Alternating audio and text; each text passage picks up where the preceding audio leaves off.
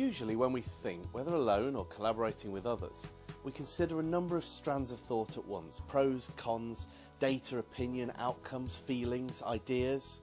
We usually do this all at once and try and make sense of it by discussing, arguing, promoting one view and criticising another until the debate is either won or, as the case may be, not. De Bono's 6 thinking hats allows us to separate out these different modes of thinking and do one at a time. In a group, this means we're all aiming to contribute in the same way at the same time. Instead of an adversarial point-scoring approach, we can, as De Bono put it, think in the same direction.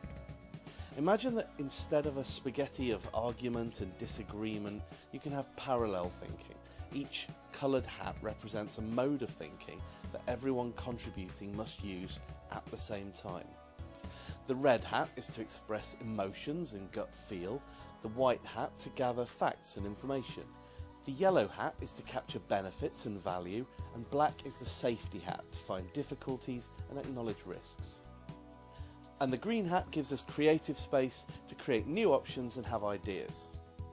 Giving us a way to take an overview of the work we're doing and the process we're using is the blue hat. The notion of the hats is helpful because we can imagine taking off one hat and putting on another as an analogy for switching our thinking type. Taking the different hats as different perspectives to explore from, you can make a map of all the thinking that can be contributed by those involved. And of course, it could just be you alone, structuring your own thinking to take a wider view.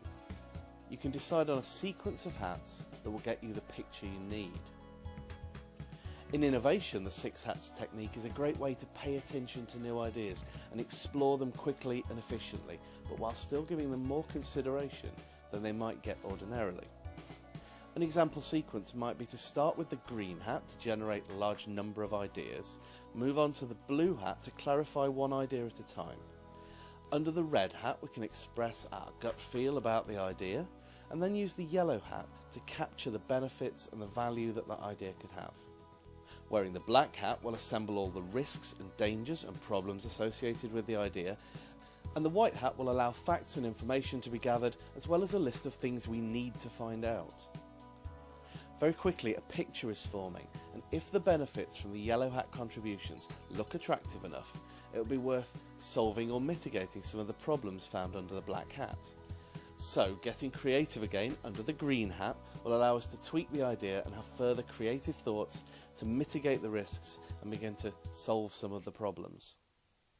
Once any group understands the concept, the hats work as a sort of verbal shorthand, enabling everyone to understand what's expected of them and when.